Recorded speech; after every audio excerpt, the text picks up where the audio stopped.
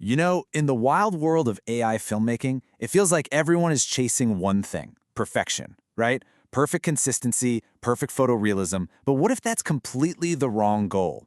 Today, we're going to dive into a new manifesto that's pushing back on that idea and offering a totally different path for creators. Okay, let's just sit with this for a second. This one sentence is pretty much the soul of a philosophy called the emotive frame. The whole point isn't about making something flawless. It's about making something honest, something that actually makes you feel something deep down. All right, so where's all this pressure for perfection even coming from? Well, the manifesto kicks off by pointing out what it calls the perfection trap. And it makes this really fascinating comparison to a huge debate that's been going on in the video game industry for, well, decades. This just nails the conflict, doesn't it? For years, we've seen big AAA game studios get flack for chasing incredible graphics while the gameplay or the story falls flat.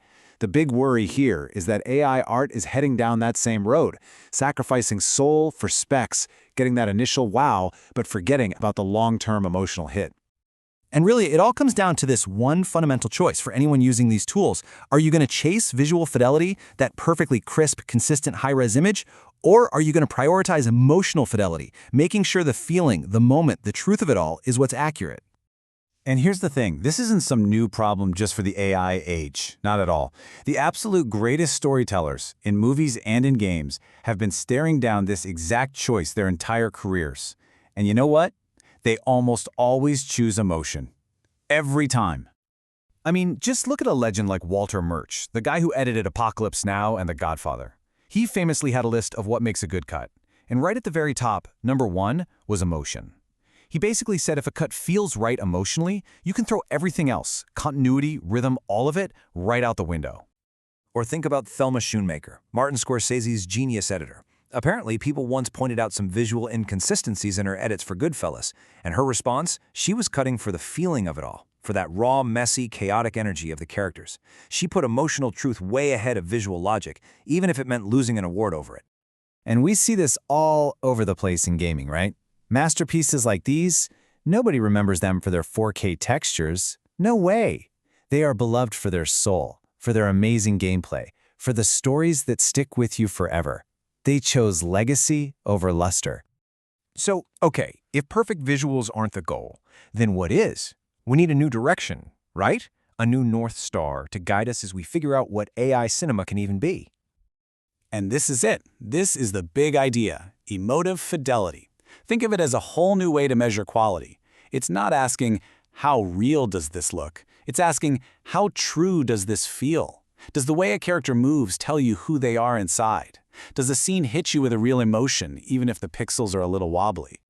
What's so cool about this philosophy is that it encourages us to look at the so-called flaws of AI. You know, the flicker, the weird warping, that glitchy look in a character's eye, and see them not as mistakes, but as tools. If that little bit of weirdness actually serves the emotion of a scene, then hey, it's not a bug, it's a feature. Okay, I know what you're thinking. This all sounds great in theory, but how do you actually do it?